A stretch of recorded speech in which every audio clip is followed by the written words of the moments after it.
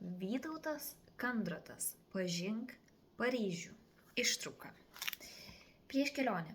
2019 metais pasirodžiusi pirmoji mano knyga Pažink Prancūziją iš karto tapo bestseleriu. Per keletą mėnesių iki COVID-19 pandemijos buvo parduota didžioji dalis iš 3000 egzempliorių tiražų, o aš jau raičiausi rankoves ir mintise dėliojau knygos tęsinio turinį. Kaip sakė Prancūzijos karalius Henrikas IV, Paryžius vertas atskirų mišių. Taigi, dar rašydamas pirmą knygą, supratau, kad Prancūzijos sostinė niekaip nepakaks vienas skyriaus ir apie ją teks parengti atskirą leidinį. Deja, žmogus planuoja, o Dievas juokiasi. 2020 m. kovo mėnesį buvo paskelbtas karantinas, uždarytos šalių sienos ir apribotos judėjimas net tarp Lietuvos savivaldybių.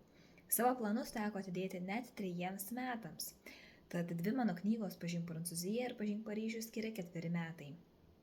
Kaip ir pasaulio turizmo karalienė Prancūzija, taip ir Paryžius karūnuotas net keletų titulų. Pirma, tai turistų lankomiausias miestas Europoje ir antras pasaulyje po Bankoko. Kasmet Prancūzijos sostinėje apsilanko per 20 milijonų turistų iš užsienio.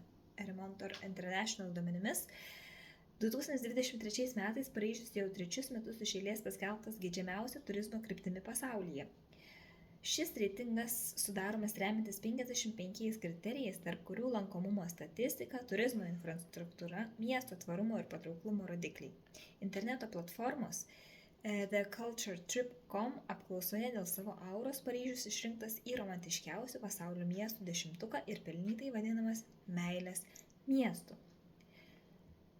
Ir galiausiai jis patenka į lietuvių geidžiamiausią kelionių krypčių 10. Prancūzijoje nuolat šmėžuoja tautiečių apklausų rezultatų viršūnėje, nors ir tikslesnių oficialių statistinių duomenų, kiek Lietuvos piliečių apsilanko būtent jo sostinėje, rasti sunku.